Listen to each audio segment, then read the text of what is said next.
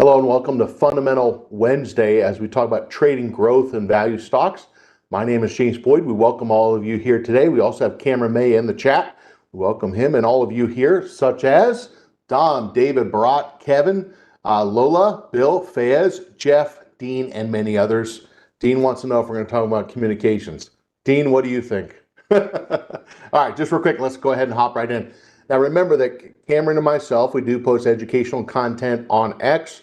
There's my handle. Cam has actually put his handle in the chat, and feel free to follow us there. We also do post announcements as well. And also, just real quick as we get going here today, again, some of our topics will be maybe kind of looking more at growth when the market is more bullish.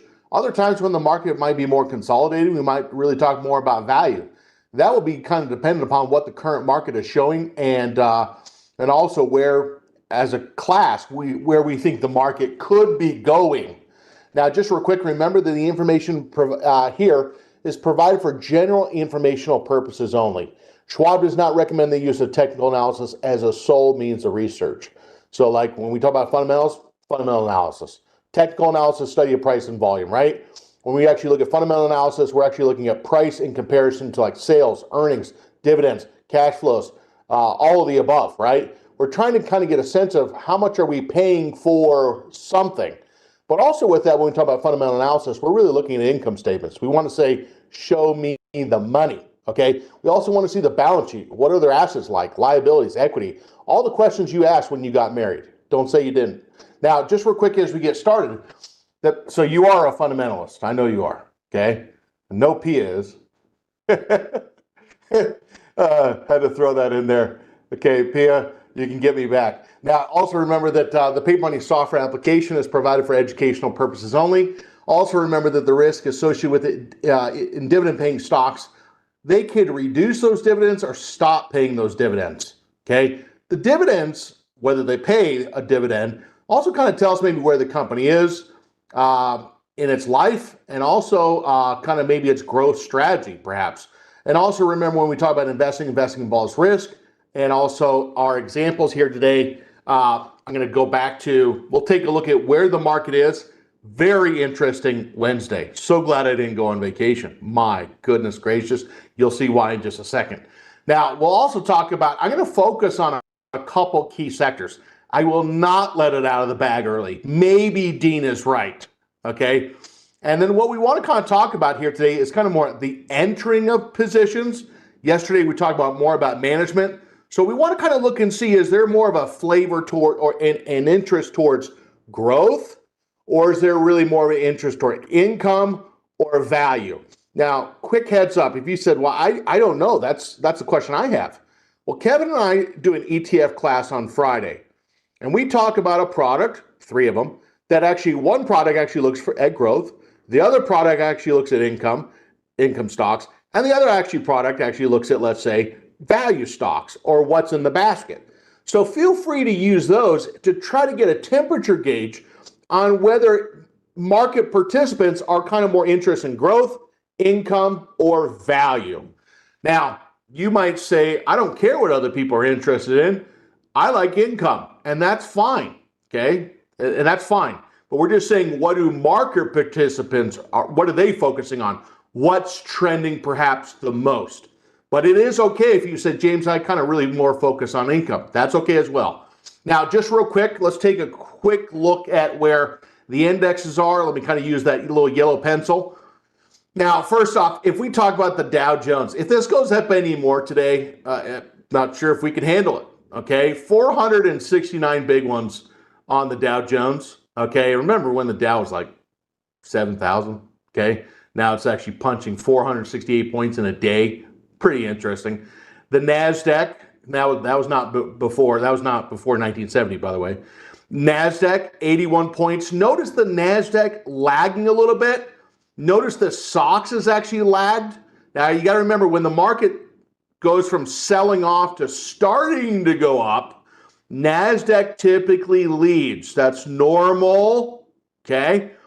And sometimes you get that the end the NASDAQ where it might go up to some target areas. Some traders take profit and it pauses a little bit. The other indexes, example given the SPX, 43 points, about 0.7%, trend 3. NASDAQ is still holding trend 3.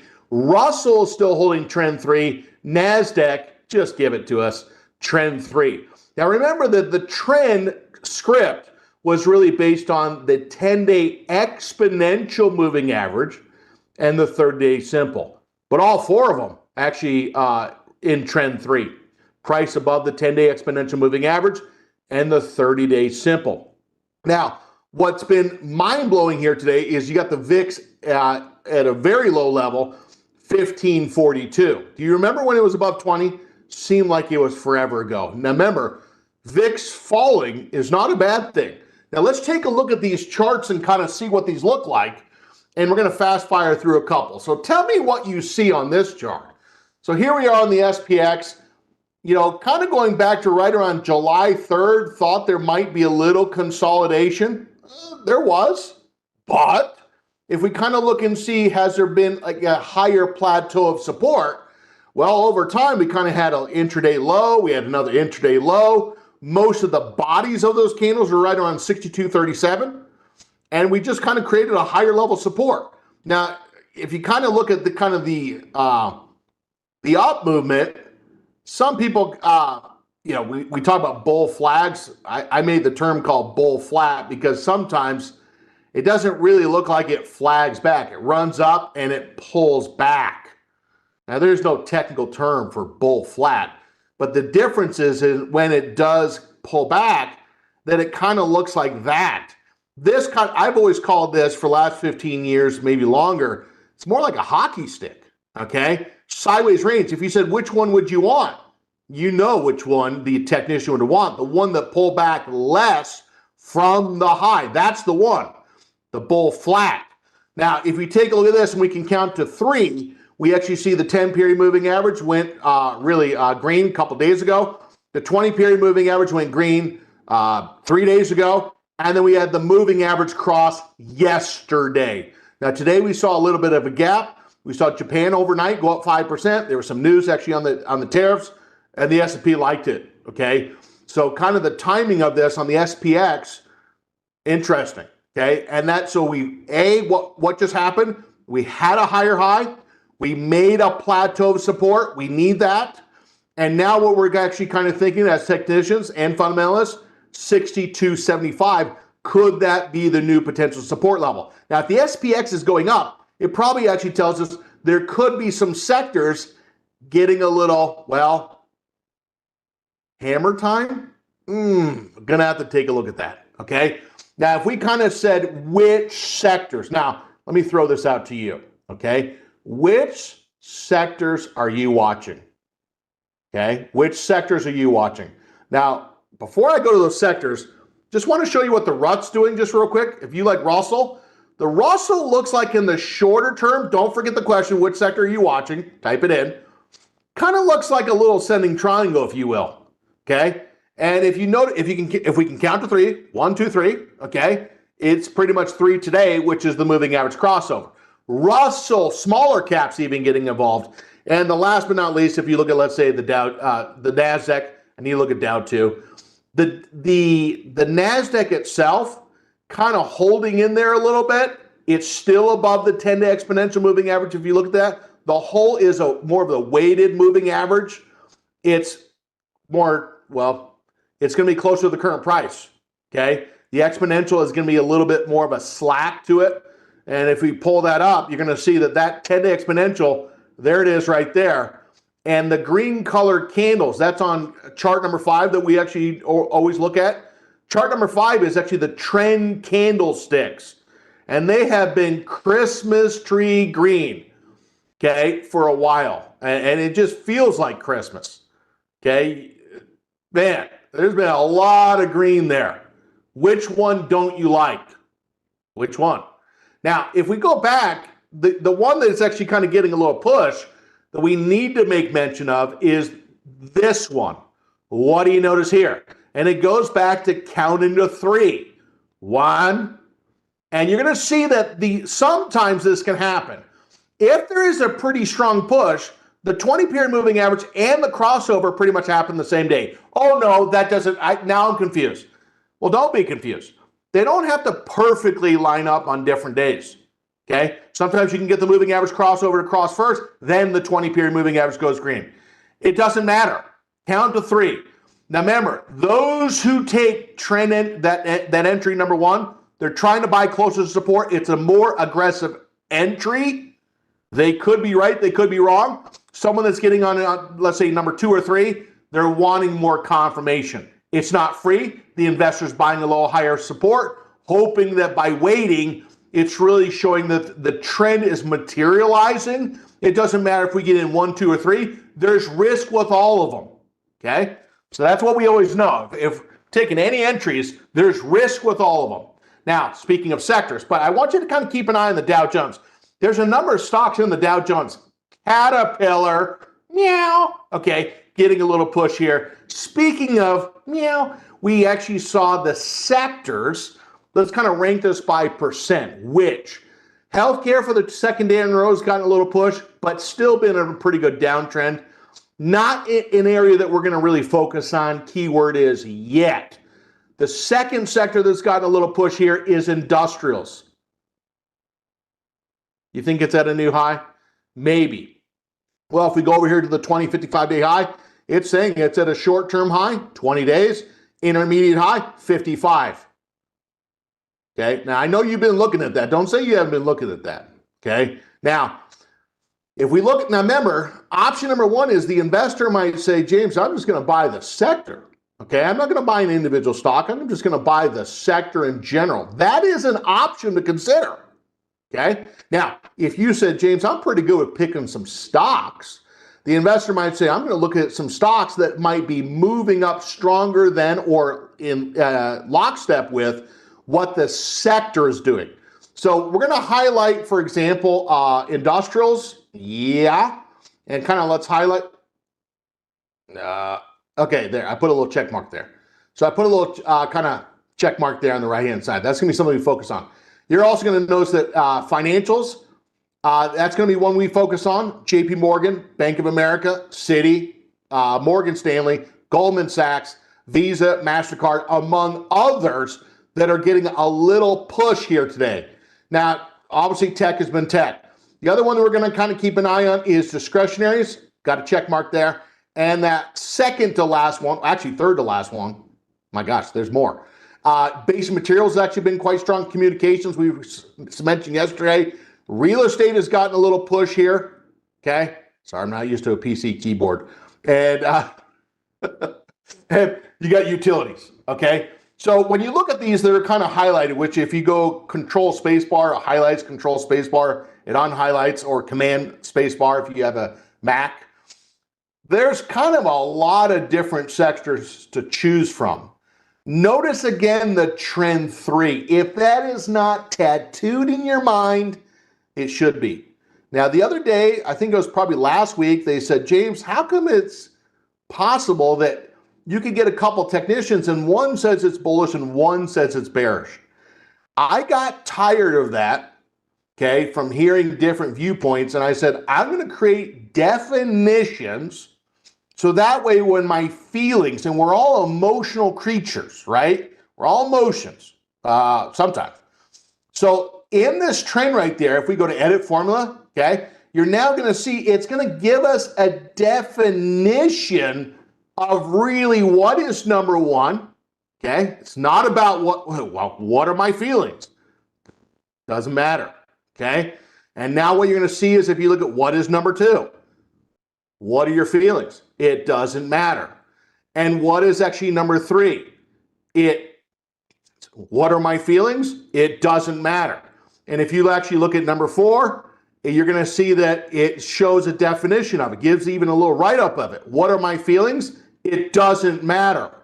And if you actually look at, let's say, number 5, there's a write-up on it. All you got to do is just right-click on it and go to edit formula, and there's a little write-up on it. Now, the other day I was talking to someone, and the person said, I don't like to talk to any technicians because it doesn't matter what they think. Someone initially would take that and say, wow, I'm offended. But actually, if they have a rule set, that's probably the right prerogative to have, because if someone had definitions of what trends were, when you're looking at price in relationship to maybe a technical study, then it doesn't matter, because the investor could just look at what the definition is and classify it and categorize it themselves versus hearing what someone else's thoughts are. Okay? I mean, thoughts are thoughts, right? Now, what I want to do is kind of take this. So I just want to go back to that comment, because someone asked, how could people read it so differently? Answer, they don't have it classified or categorized like this. If they say they do, give it to me in 30 seconds, and you're probably not going to get it, okay?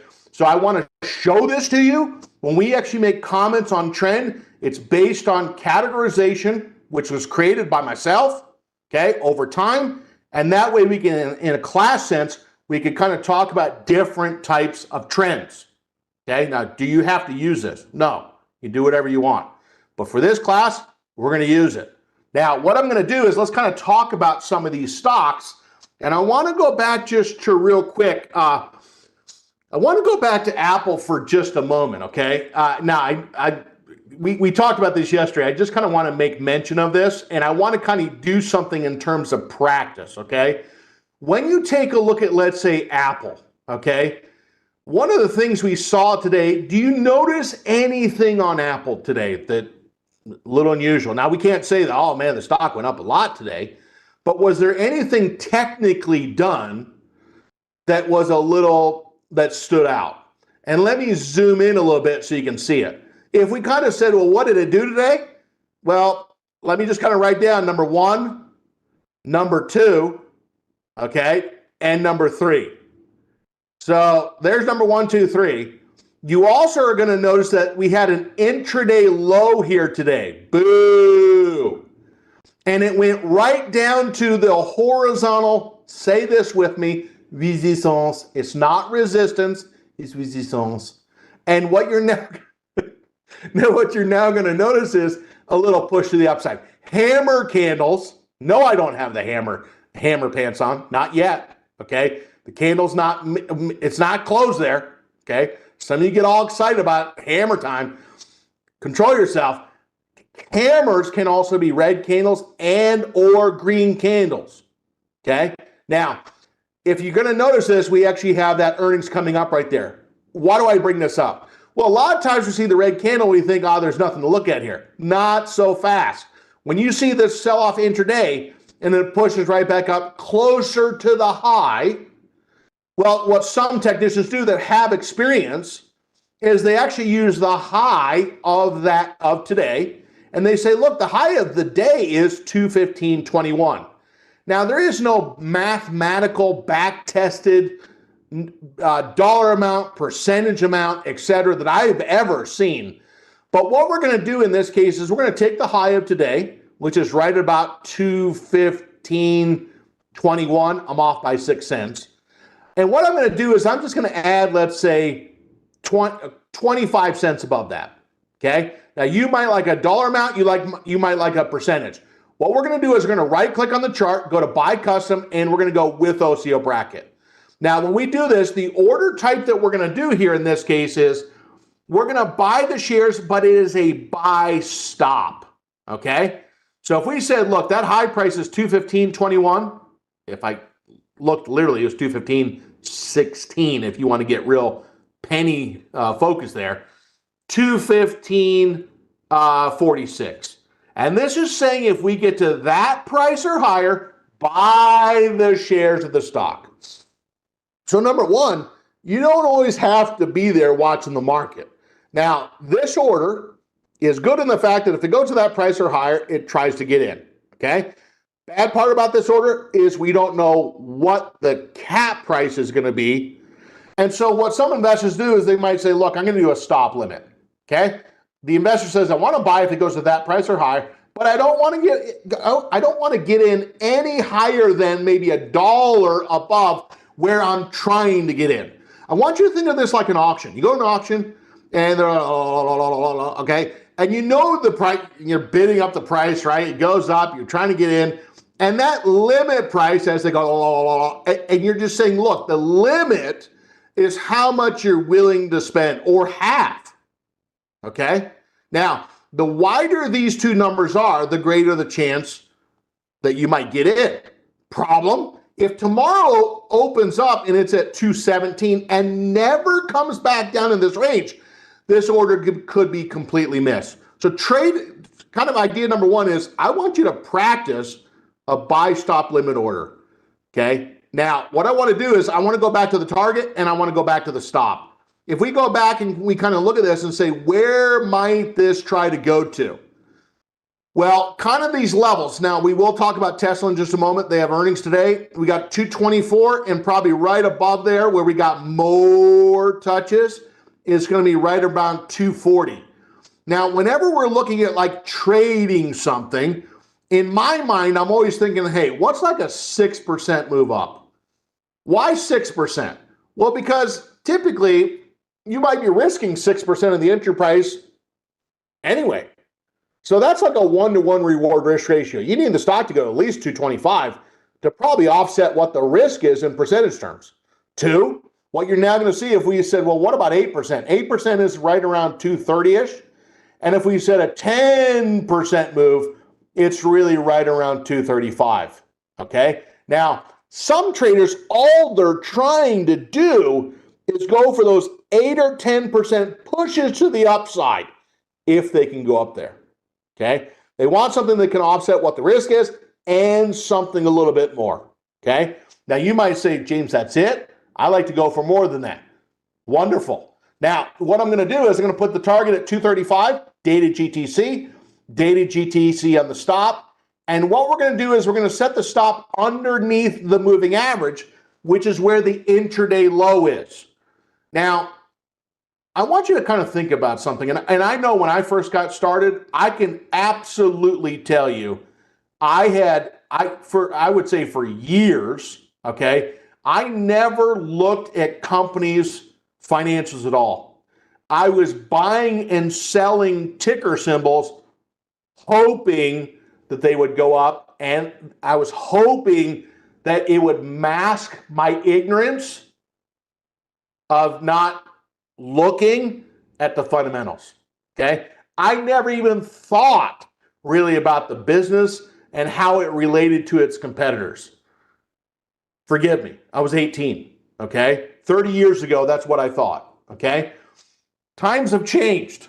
Now, the biggest actually thing is, if you look at this, that moving average is at 212 and change. And if we took, let's say, less 2%, it's going to give us 207.85. 207.85.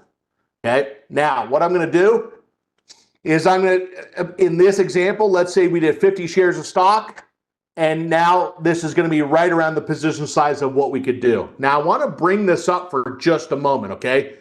When you're looking at buying, even trading a stock, you should be at least aware of where are they fundamentally. When you talk about fundamentals, and it's interesting how many people talk about fundamentals and can't even produce income statements and balance sheets for themselves, okay? So it's just interesting. Talking about it, doing something totally different. If we take a look at kind of some of the things that we're seeing right here, I want to pull up just real quick right on Schwab.com, and I want to kind of show you where you can see this information. Now, I want you to imagine that someone is using your money and buying some shares of the stock. Now, when I just said that, now, Bill, I want to point you out, okay? Bill or Dean, I want you to imagine that someone is taking your capital and investing in XYZ stock, hypothetically, not real, okay? Well, as soon as I say that, you now want to know what in the world is going on and what are you buying, okay? Because the trust is lower, typically, okay? Now, what I'm going to do is if we could bring up Apple just real quick, we're going to scroll down. We're now going to see information on dividend. If you're a dividend person, you can actually see that information right there and what they've done over time. We can also see what that dividend rate is, etc. You're also going to see the information about the earnings. A lot of businesses, they're not like utility companies where quarter over quarter, it's just kind of like clockwork, okay? A lot of businesses tend to be related to the consumer, which can be cyclical, dependent upon the time of the year when those consumers have money, okay? The other part of this, we can see the historical earnings and the estimate in dark blue and the actual light blue. Now, if we also take a look at this, I want to scroll down for just a sec to two of my favorite areas.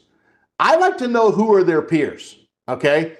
And some companies, it's very hard to kind of say who are their competitors, okay? Now, so that's a place we could go look there. And you could click on show more and it's going to break it out to a table. But what I really wanted to show is we want to at least be made aware of, like, where are they in terms of their balance sheet? Balance sheet is just taking a look at their assets, their liabilities, and their equity.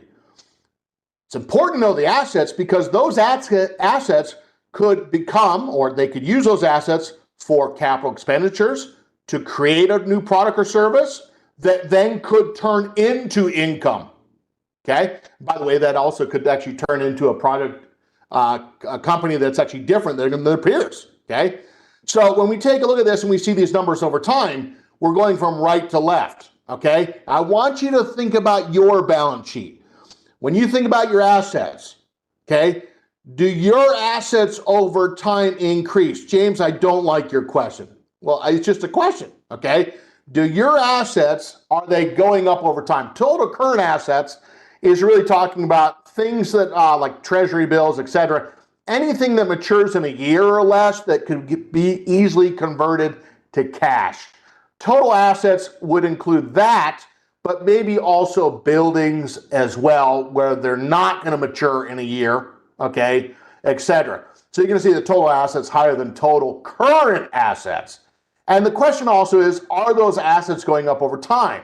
Now, I think if you ask most people, they would say, yes, I want my assets to go up, okay? Now, remember, those assets, think about this. Wonder if someone put $25,000 in your trading account. What if they put 50, 100, 250? Can I get a 500? Wonder if they put $1 million? And all of a sudden, when I said those numbers, you're thinking, geez, if I could take that money and maybe I could grow that money. Well, it's the same thing the companies do, okay? So the reason why we care about the earnings, those earnings actually then go back to the balance sheet to assets/equity. Now, to get those assets, sometimes they use debt, okay? And sometimes when we actually see the assets go up, they're using debt to build the business. The biggest thing we actually really want to see from this is what is the equity of the business. And what you're now going to see is Apple has kind of dropped a little bit if we're talking about total equity, okay? So I'm bringing that up because if you look at the stock price of Apple, it's kind of underperformed, right?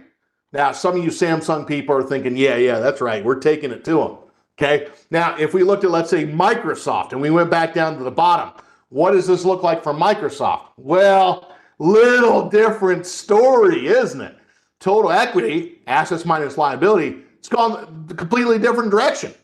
Now, remember, people say the fundamentals don't matter. I'm telling you, if you talk to people that own the business, they're on the board, this is what they look at, okay? And if you take a look at this, you're going to see that the balance sheet, again, is cumulative, okay? It's over multiple quarters, multiple years. Where do they stand? Now, when we talk about the income statement for just a moment, this is Microsoft.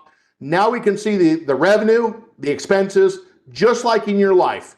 And is the revenue and expenses important in your life? Say yes, because it's yes for the business as well. And we can see the cash flow statement. Cash flow from operations would be like your everyday life. Cash flow from your investing would be like your portfolios, etc. Okay? So this stuff in business is relatable to us. The difference is we just don't have as many numbers before the comma, but there's similarities, okay? Now, what I want to do just real quick is I want to go back to another example. So we're going to, trade example number one was Apple. We're saying that Apple's kind of been in a slump a little bit fundamentally, and can they start to create some new products, maybe chips as well, to kind of widen or deepen that revenue and earnings per share. Now, what I want to do is I also want to go back to some of the financials for just a second, okay? Now, how many of you have ever heard of a small company, okay, called BlackRock. You ever heard of that small company before? That's a joke, okay? Now, what I'm going to do is I'm going to go to the Analyze tab for just a moment. You might be thinking, well, why are we bringing this up? Well, one of the stocks, or sectors I should say, that's been quite strong is financials, okay? Now, what do? Privately owned investment manager.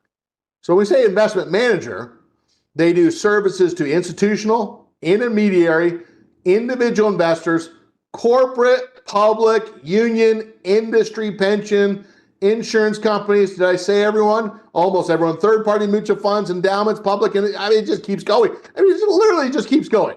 Now, what happens is they have what's called assets under management, right? So the firm might be managing $10 trillion. And they're just making like a little bit, maybe 0.2%. But when that assets under management increases, and that maybe fee might be, let's say, 0.2%, 30 basis points, 40 basis points, etc., there might be some revenue growth over time. Now, there can be a relationship between S&P 500 values and maybe what BlackRock does. Now, what you're going to take a look at is if you can look in 2020, okay, if we're talking about earnings per share, sales per share, they're at 104. Let's talk about sales first, top of the income statement. 104, 125, 117, they dropped. They were slightly up on the 118, and then a big year at 134, okay? Now, what you could probably do is if you could plot sales per share and then overlay with it S&P 500 values, there could be some correlation. Now, when we take a look at just because they were bringing in that doesn't necessarily mean they were able to keep it. Maybe they had some expenses, okay? In your life, do you have expenses? Yeah, sure, okay? Do sometimes things come up? They come up in the business too. 38, 34-ish, 36.5, 42, okay? Now, you could also think of BlackRock kind of very similar to maybe like the SIBO, okay, or the ICE. The SIBO and the ICE, they're actually talking about the transactions, right? Where BlackRock, we're really talking about an investment manager, okay? Now, what I want to do just real quick is let's go back to this, just kind of show this, okay? Now, what I'm going to do is let's bring up BLK right on Schwab.com, scroll down to the bottom. Now, the one thing that we want to kind of look at is some investors, they like to kind of see a company where they maybe continually beat. Not just slightly, but sometimes there's quite a bit of difference between what the expectation was and actual. Have you ever seen a company that like literally matches what the expectation is? They barely beat by a penny. They're like managing the earnings, right? They bring in so much money and they expend down to where the earnings per share needs to be to meet the expectations. When you see a company that actually kind of has that separation between actual and estimate, a lot of investors like that more because they're saying, look, you're not just managing the earnings, okay? Now, I want to go down to, when we take a look at this, a couple other companies that stand out is you got Blackstone and you also got Goldman Sachs. I want to talk about Goldman Sachs as well. Now, if we take a look at this and we bring up, let's say, BLK, does this stock have a potential setup? So if you had to explain to someone what is your setup, how would you explain it to them? Well, I think most people might say, James, I'm looking for a stock. If I had to see, I want to see an uptrend. The uptrend, if we're talking about something that has intermediate trend, the last 2-3 months, it's gone from the lower left to the upper right. And then recently, in the last 2-3 weeks, we're probably above an area of support. That also could be, let's say, a recent resistance. Now, what you're now going to notice, if I kind of look back on this old high, which is right around 1066 or so, we rallied up, we fell back down on the earnings. And this is sometimes what we call, when you get stocks that are being bought up as the stock gaps down and it rallies after gapping down, many technicians with experience might say, James, this is one of the stronger signals that we could see. Because if someone is buying into broken support, they think they have enough money, capital. There's other institutions that could turn this around. So shorter term broken support level for us as retail investors doesn't necessarily mean bad for the institutions. The institutions might be saying, we wanted to get in anyway. Okay, thank you very much for the drop down. We're now going to start to build a position. As retail investors, we might say, look, I'm all in with 58 shares. They're all in with 5.8 million shares, 58 million shares. Boy, it would be nice. Okay, now, if we take a look at this, do we see a setup? Well, if you take a look at, let's say, BlackRock, it kind of has, now, by the way, if we kind of said, what letter of the alphabet do we see in the market a lot right now? What I saw when I looked at the Dow 30, S&P 100, NASDAQ 100, like I do every day, okay? The letter of the alphabet that I saw a ton was the letter W. What type of W? Was it more the double bottom? Was it more the tilted down? Or was it really more of the tilted up? And the answer is tilted up. When you actually get that tilted up, some technicians, they like that. They're actually saying, hey, look, we have a higher low relative to that low, and they could use the middle of the W as a potential support area. Or they might say, James, I'm going to use that last low there, here, as a place to set a stop. Now, if this market, okay, goes up higher, and it goes up higher, and it goes up higher. Now, I think we're at what? The 11th high of the year. I think last year, see my post on X, I think we had 50 new highs, okay? And this year, if we include today, I think it's the 11th high of the year, okay? Now, what I'm going to do in this case is, so this is kind of like a bullish case in the market. We're going to right click on the chart. We're going to go down to buy custom, and I'm going to go with stop. Now, what we need to understand is not every position is going to have 50 shares, 100 shares. We might say, hey, look, we're going to do a smaller amount. Let's say we did $8,500 worth. That is the position size that we could do. That does not mean the investor has to put it in all at once, but if we decided to put it in all at once, there it is. It's going to be about 7 shares of stock.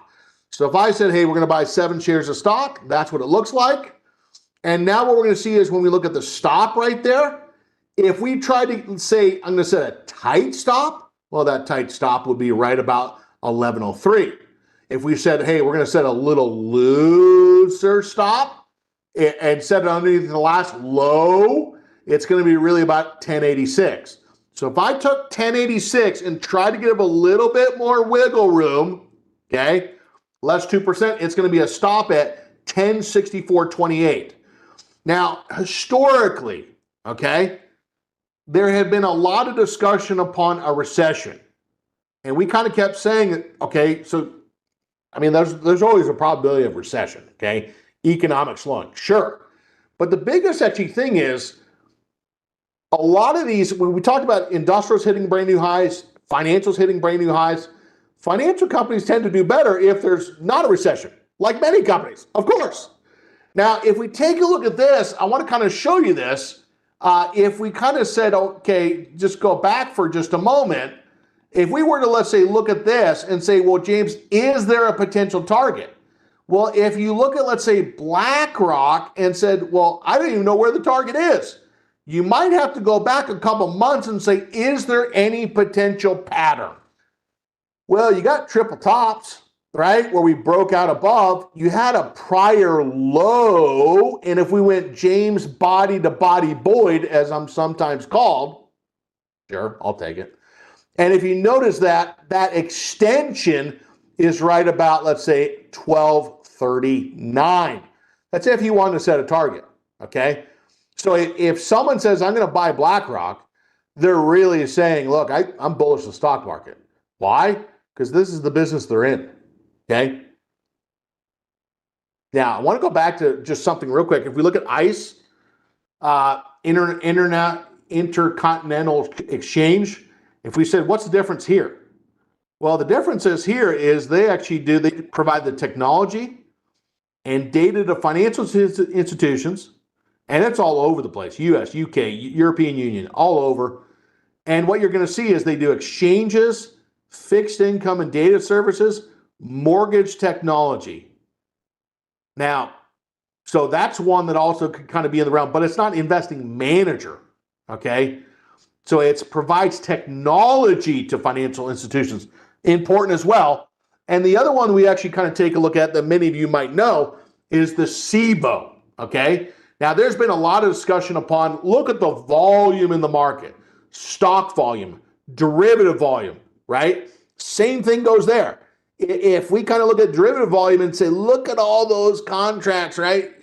Maybe if they could make a fraction, right, on the bid-ask spread, go into the Analyze tab for just a moment. We know they're based out of Chicago, and what you're going to see is it operates an exchange, and you're now going to see that's what they actually do. They're looking at derivatives here, okay? So it's the technology. So it's not just investing managers. It's who are the companies that are actually providing the technology of it. And what you're going to notice in the past couple of years on Cboe, they've actually bounced back quite a bit on the earnings per share. So those are two other companies to kind of keep an eye on. Now I'm going to fast fire a couple stocks and I want to go to questions. When you look at companies like Citigroup, this goes back to the comment I made on recessions. If these banks feel like, and they actually see from their own income statements, hey, we don't have as many people defaulting, and we're willing to lend, et cetera, et cetera. Some of these financial companies pushing to the upside. Now remember, Jamie Dimon himself talked about how he thought there was a greater than 50% odds of a recession. That's fine. He can say what he wants to say. He's been wrong so far.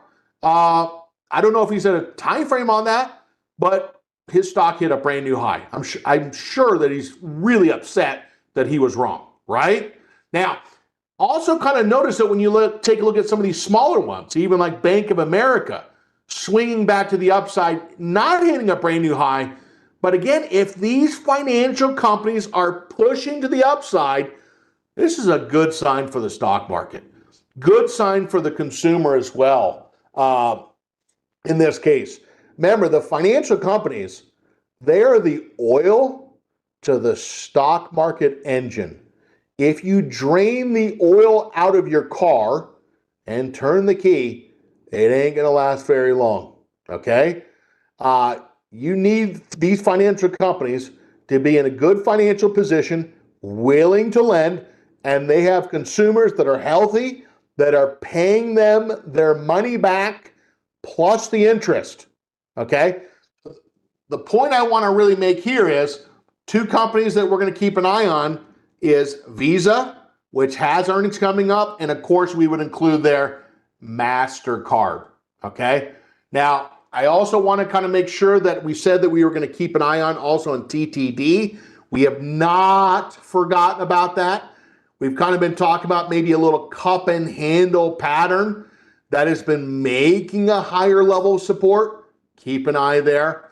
And then we have Tesla today announcing after earnings. Could that one get a push? I want you in the paper money account to look at the after hour activity. Watch the volume, watch the price action. That's going to be something interesting to watch as well. Now, I'm out of my time here today. If you said, James, where could we actually see this like on a recorded basis as well? Well, you could go right back to this page, which is the YouTube page, Trader Talks. Okay, Schwab Coaching Webcast. I'll put it in there again just to make sure I didn't get any extra letter there. There you go. You can go to this page. If you have not subscribed, just click on subscribe. You can see all of our content. Okay. Also, if you said, James, where can I also see a playlist of this class? Okay, you could see it right there. So if you said, what were some of the previous classes that you did? And we talked about these previous lessons right here. Study them. Okay. You're going to see a theme of what we talk about. And last but not least, also realize that I do post when I'm not teaching. I do post throughout the day on X. Now remember, with what we discussed here today, it was done for example, illustrative purposes only. I want to thank you so much for your comments and your participation. We did 2 trade examples and we talked about some other stocks that might try to get a move. Stay tuned for actually Mike Fairborn coming up next as he talks about markets and sectors. Remember that all investing involves risk. The investor that is sharp really always focuses on position size and risk management, okay? And also remember that this class is on a weekly basis, so join us next week as well. Thank you so much. Stay tuned for Mike Fairborn coming up next, and thanks to Cameron as well. Take care. Bye-bye.